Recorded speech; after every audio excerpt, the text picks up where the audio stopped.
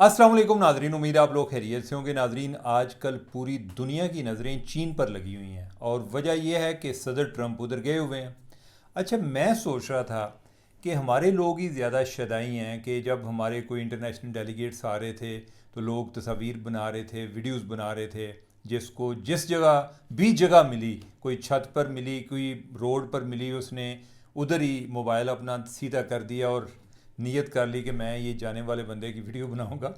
यही आज मैं चाइना में भी देख रहा था कि चाइना में भी लोग इसी तरह शदाई हुए हुए हैं।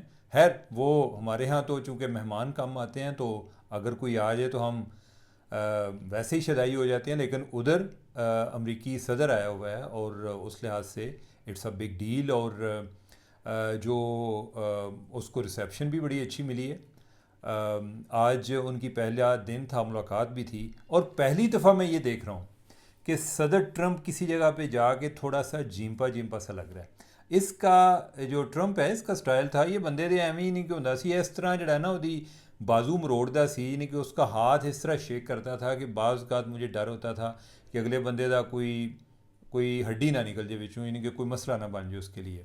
लेकिन यह है कि इधर मैंने देखा है कि वो उससे हाथ मिला रहा है और ट्रंप का हाथ जो है वो नीचे था और जो प्रेसिडेंट शी है उसका ऊपर था।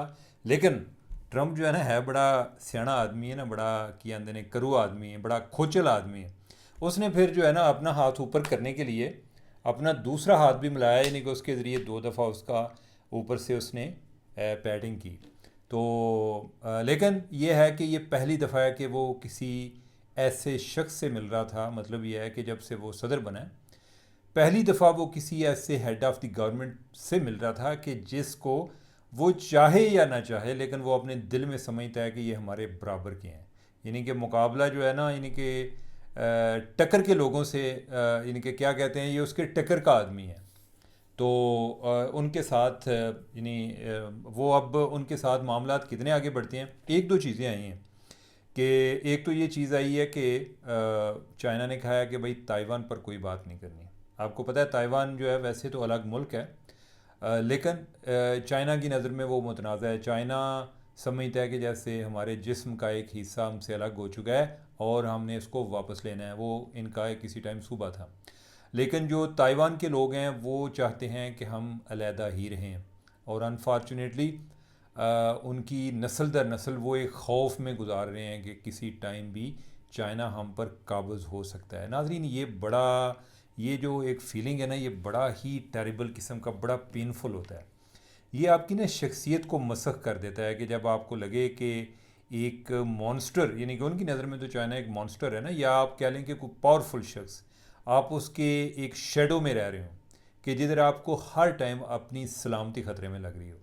तो यानी रिगार्डलेस के पाकिस्तान के चाइना के साथ क्या ताल्लुकात हैं, इस बात से कतई नज़र के ताइवान के हवाले से हमारी वही पॉलिसी है कि जो चाइना कवेगा सी उसके पीछे हैं। लेकिन मैं वैसे एक बात कर रहा हूँ, दूसरी तरफ अमेरिका ने चाइना ताइवान को सपोर्ट करता है, और बाज़ औक़ात कोई ये एक खदशा भी रहता है कि अमेरिका और चाइना के दरमियान ताइवान के इशू पर जंग भी ना हो जाए। तो इस दफ़ा जो उसने ये बात की है चीनी सदर ने कि ताइवान के हवाले से अपनी पॉलिसी चेंज करें, सदर ट्रंप ने उस हवाले से बात नहीं की, और मेरे ख्याल को पहली दफ़ा उसने अक्लमंदी का मुजाहरा किया है। वो ये कि रिगार्डलेस आपकी पॉलिसी जो भी है, यानी कि आप इधर और 100 काम है, वो ताइवान का मसला पहले कौन सा तुझे किसी ने इसलिए तो नहीं बुलाया था ना कि इस दफ़ा आओगे तो तुम्हारा हल हो जाएगा, तो आपको उस इशू पे इतना गैर ज़रूरी बोलने की क्या ज़रूरत है। लेकिन नाजरीन, जो उधर लतीफ़ा हुआ है ना, वो मैं आपको सुनाना भूल गया। उधर आया था मार्को रूबियो। मार्को रूबियो का पता है आपको? मार्को रूबियो जो है ना, वो अमेरिका का वज़ीर ख़ारजा है। अच्छा, वो आया और वो ट्रैक सूट में आया उधर, और ट्रैक सूट उसने ऐसे पहना हुआ था जो जिस ट्रैक सूट में जो मडोरो, जो कि वेनेजुएला का सदर था, कि रात को अपने बेडरूम में था जिधर से इसको उठाया और उसी ट्रैक सूट में उसको इन्होंने अदालत में पेश किया, वही वाला ट्रैक सूट नाइकी का इसने पहना हुआ था। अब इसका क्या मतलब हो सकता है, इसकी कोई समझ नहीं लगी। लेकिन रूबियो को चस्का पड़ गया, उसकी ना आए दिन मीम्स बड़ी बन रही होती हैं। मेरे ख्याल वो उसको ये चस्का पड़ गया। वैसे तो वो मासूम सा लगता है, कोई ट्रम्प की तरह ज़्यादा बड़बोला नहीं है, उतनी बातें नहीं कर सकता, लेकिन ऑब्वियसली वो ये ज़रूर चाहता है कि वो अवाम में डिस्कस होता रहे। और उसकी मीम्स जो हैं वो एक अमेरिका में एक ऐसा सोर्स ऑफ इंजॉयमेंट है कि उस पे जो डेमोक्रेट्स और रिपब्लिकन्स वो दोनों उसको एंजॉय करते हैं, यानी कि उसमें कोई तकसीम नहीं पैदा होती, बल्कि उस पे सारे मुतहद हैं कि ये मीम्स इनकी अच्छी बन रही होती हैं। तो अब यह है, मुझे एक तो ये लगता है कि रूबियो को अब जो है ना पब्लिसिटी स्टंट का एक शौक पड़ गया, तो वो कोई ना कोई ऐसी हरकत करता है कि वो नोट की जाए। लेकिन एक और दूसरा एक पॉइंट है, वो भी एक लतीफ़ है। वो लतीफ़ा ये है कि मार्को रूबियो इस टाइम उस पे चाइना की तरफ से जो सेंक्शनड इंडिविजुअल्स होते हैं ना, जिन पे पाबंदियाँ लगी होती हैं कि अगर उनके लेट से कि चाइना के अंदर कुछ अगर यानी कि उनके असासे हैं तो वो इस्तेमाल नहीं कर सकते, वो फ्रीज़ कर लिए जाते हैं, वो चाइना में आ नहीं सकता, यानी कि इस तरह का। तो चाइना ने मार्को रूबियो पर पाबंदियाँ लगाई हुई हैं, और वो पहला वज़ीर ख़ारजा है कि जिस पे अमरीकी वज़ीर ख़ारजा कि जिस पे चाइना ने पाबंदियाँ लगाई थी। वजह क्या थी? वजह ये थी कि जब वो सेनेटर था, 2020 की बात है, उस टाइम को पाबंदियाँ लगी थी। और जो मार्को रूबियो है वो बहुत ज़्यादा एंटी चाइना है, वो बहुत जो है ना एक हॉकिश व्यूज़ है उसके चाइना के हवाले से। वो समझता है कि ये अमेरिका के लिए एक नेशनल सिक्योरिटी थ्रेट है, तो लिहाजा वो मौका नहीं को जानने देते कि जब वो किसी तरफ से भी चाइना काबू आ जाता है। तो इन्होंने कहा कि आप मुसलमानों के साथ बहुत जुल्म कर रहे हैं, और उस हवाले से इन्होंने इनके कुछ जो चाइना के कुछ नोटेड इंडिविजुअल से जो कि उस सारे अमल में मुलव्वस हैं मुसलमानों के हवाले से, उन पर अमेरिका ने पाबंदियां लगा दी। अब ये चूँकि एक हाउस की एक कमेटी है जिसको प्रिजाइड कर रहा था, जिसका चेयरमैन था, जिसकी तरफ से ये मुतालबा किया गया इन पर पाबंदियाँ लगाई जाएँ, तो जवाब में चाइना ने भी लगा दी। एक नहीं, दो दफ़ा उस पर पाबंदियाँ लगी हैं, अभी तक बरकरार हैं। लेकिन मार्को रूबियो पहला वज़ीर ख़ारजा है कि जो सैंक्शन याफ्ता है, यानी कि जो एक पाबंदियाँ उस पर लगी हुई हैं, और सिर्फ पाबंदियाँ नहीं लगी हुई, वो उधर अमेरिका चाइना गया भी है। अब आगे वो चाइना में दाखिल कैसे हुआ, ये भी एक मज़े की स्टोरी है। वो ये है कि मार्को रूबियो का जो भी नाम है, उसके जो भी स्पेलिंग है, आपने कभी नोट किया होगा कि जब अमरीकी किसी पे सेंक्शंस लगाते हैं तो वो आमतौर पे जो उस पर पासपोर्ट पे नाम लिखा होता है, उस नाम से वही स्पेलिंग इस्तेमाल करते हुए उस पर पाबंदी लगाते हैं, क्योंकि उस नाम के कोई और लोग भी हो सकते हैं। तो अगर हर आने जाने वालों पे यानी कि वो उस नाम को चेक करेंगे तो उनके लिए भी एक प्रॉब्लम होता है। तो बेहतर यह है कि वो कहते हैं कि जिधर भी जाएगा पासपोर्ट तो यही है, इसका इस्तेमाल होगा ना। अगर चेंज भी हो जाएगा, रीन्यू हो जाएगा, तो जो स्पेलिंग है वो तो चेंज नहीं हो सकते ना। स्पेलिंग तो इसके नाम के जो भी हैं यही चलेंगे। तो लिहाजा मार्को रूबियो के भी जो पासपोर्ट पे उसके स्पेलिंग हैं, उसी नाम से उन्होंने उसको किया हुआ।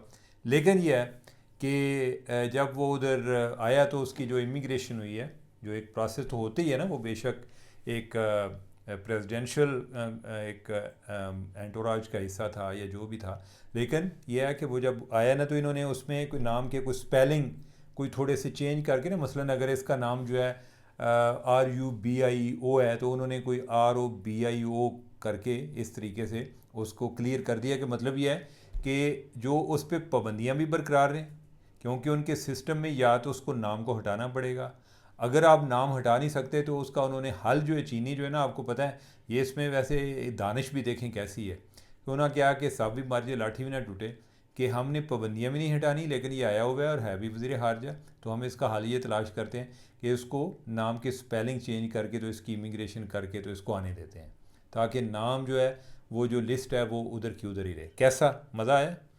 तो अब आगे बढ़ते हैं इसराइली वज़ीर आज़म की तरफ। इन्हें तो पता नहीं आजकल ना और को पंग पीती है की है, ये को बड़े अजीब अजीब किस्म के बयान देता है। और कल परसों एक बयान नहीं दिया इन्होंने, कोई एक ऐसे ही है जैसे एक खुदकुश हमला किया, और ये पाकिस्तान के हवाले से नहीं, इसराइली वज़ीर आज़म के ट्विटर अकाउंट से भी ये बात आई। उन्होंने कहा कि इसराइली वज़ीर आज़म नेतन्याहू वो यूएई का उसने खुफिया दौरा किया है। कब दौरा किया है? जब ईरान के साथ जंग चल रही थी, और वो मेरा ख्याल रासुल हैमा या कोई इस जगह का नाम था कि जिधर जाके वो यूएई के प्रेसिडेंट को मिला है। अब ये चीज़ जो है यूएई के लिए बड़ी आकवर्ड होगी। साथ कोई 2 दिन पहले ये भी खबर आ गई कि यूएई ने ईरान जंग के दौरान हमले भी किए ईरान पे, लेकिन बताया भी किसी को नहीं। अब ये ख़बरें भी अगले दिन ये तो हमने डिस्कस की थी हमलों वाली, उससे कोई 1-2 दिन बाद फिर सऊदी अरब के हवाले से आ गई जी कि सऊदी अरब ने भी हमले किए हैं, उन्होंने बताया नहीं। मैं हैरान हाँ वैसे कि इन्होंने हमला करने वाले हैं कि कैसे हमले हैं कि आप कर भी रहे हैं और तुम आते हो कि यार खुदा दसिया जे ना कि मैं हमला किया है। तो ये इस हमले का आपको क्या फ़ायदा होगा? हमले का आपको फ़ायदा होता है ना, आप अपने लोगों के सेंटिमेंट्स को अपीज़ करते हैं, आप जो है दूसरी साइड को मैसेज देते हैं कि हम आपका मुकाबला कर सकते हैं। अगर आप छुप कर करते हैं तो फिर तो आपका मुकाबल उसको लगता है कि ये बहुत ही बुज़दिल किस्म के लोग हैं, ये तो खुलकर सामने भी नहीं आ सकते। तो मुझे इस हमले से ज़्यादा कि ये हुए हैं या नहीं हुए, इस हवाले से जो रिपोर्टिंग हुई है, ये लगता है कि आजकल कोई इसराइलियों ने अपना कोई एक डिसइंफॉर्मेशन कैंपेन शुरू की हुई है। जिस तरह अगले दिन नेतन्याहू ने पाकिस्तान के हवाले से भी कोई बात की कि जो इसराइल और अमेरिका के दरमियान नफ़रत फैलाई जा रही है सोशल मीडिया के ज़रिए, वो तासर ये है कि जैसे अमरीकी जो है वो नफ़रत का इजहार कर रहे हैं। बेसिकली ये कोई बॉट्स अकाउंट हैं ट्विटर पे जो कि पाकिस्तान में बैठ के ये काम कर रहे हैं। खैर, coming back to the point कि उसने कहा जी कि मैं यूएई का दौरा किया। अब जवाब क्या है? यूएई ने तरदीद कर दी है। यूएई ने कहा है कि जनाब हमारे आपके साथ सफारती तल्लुकात हैं, तो हमें कोई इस तरह छुप छुपा के मिलने की कोशिश, हमें कोई ज़रूरत नहीं थी। अब इसका क्या मतलब है, मैं हैरान हूँ। या तो यानी पहले मैं समझा कि यानी कि वो कोई वर्ड्स की कोई जो है ना क्या कहते हैं, जो भी कहते हैं, लेकिन यह है कि ये बड़ा हैरान कुन है कि एक वज़ीर आज़म कह रहा है कि मैं उन्होंने घर गया सा, दूसरा जो है यानी कि उस मुल्क का सदर जिसके बारे में वो कहता है कि मिलन गया सा, वो आंदा मैं तो तेन जानती नहीं मुझे पता है कि आप जो है इसराइल के प्राइम मिनिस्टर हो, हमारे आपके साथ हमने सफारती ताल्लुकात भी कायम कर लिए हैं, लेकिन कब आप आए थे, ख्वाब में मिले हो, किधर मिले हो? तो ये बड़ी अजीब सी बात है। अच्छा, उसके साथ एक और डेवलपमेंट हुई है। आज ईरान के वज़ीर ख़ारजा ने बयान दिया, उन्होंने कहा कि सऊदी जो है ना यूएई वालों की खैर नहीं, इसने छुप छुप के हमले किए हैं, ये इसराइल का साथी बनता है, तो इसकी हमारे पड़ोस में कोई गुंजाइश नहीं है। इसराइली के साथी, इसराइली इत्तेहादी की हमारे पड़ोस में कोई गुंजाइश नहीं है। तो इसका मतलब यह है कि यूएई के लिए अब मज़ीद ख़तरा बढ़ गया है। अब नाजरीन जो वेन्यू देखें कि जिस वेन्यू का ईरानी वज़ीर ख़ारजा ने इंतखाब किया, जिधर जाके बात की है, वो जो ब्रिक्स का फोरम है उनकी मीटिंग थी वज़ीर ख़ारजा लेवल की, किधर? इंडिया में। अब इंडिया का देखें, इंडिया का इसराइल भी दोस्त है और इंडिया का यूएई भी दोस्त है, बल्कि इन तीनों का अमेरिका के साथ मिलके इन्होंने कोई किसी टाइम कोई एक क्या कहते हैं उसको, I2U2 भी बनाया हुआ था। I2 का मतलब इसराइल एंड इंडिया, और U2 का मतलब यूनाइटेड अरब एमिरेट्स और यूएस है वो भी, और इनके को मिनिस्टर लेवल पे कोई अलाइंसेस भी हैं। तो इंडिया की सरजमीन पे ईरान का यूएई को थ्रेट करना, बेसिकली इनडायरेक्टली उसने इंडिया को भी पैगाम भिजवाया कि तुहाडे जिहड़े राबते वध रहे ना इसराइल नाल, सानू गल वारे च नहीं है, यानी कि तुहाडी खैर नहीं है।